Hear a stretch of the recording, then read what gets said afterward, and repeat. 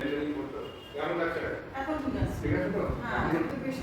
এই দেখুন আমি এটা পাচ্ছি, এই যে বের করতে হ্যাঁ। পারছি।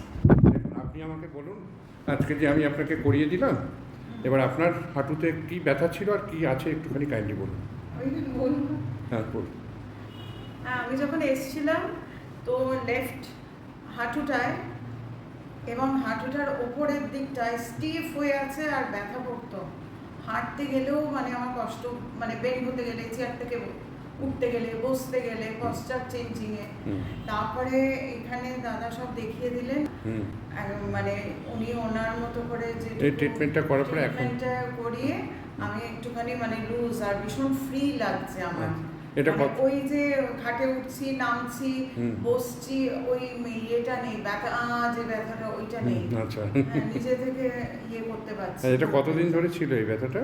এটা প্রায় আমি তো বলবো প্রায় 6-7 মাস ছিল। 7 মাস মানে ইগনোর করেছি, এবার আস্তে আস্তে বাড়তে থেকেছে। ফ্রি তো এখন তো বেশ সুন্দর লাগছে। আজকে করার পরে হ্যাপি তো? হ্যাঁ হ্যাপি, ভেরি অবশ্যই হ্যাপি। ওকে।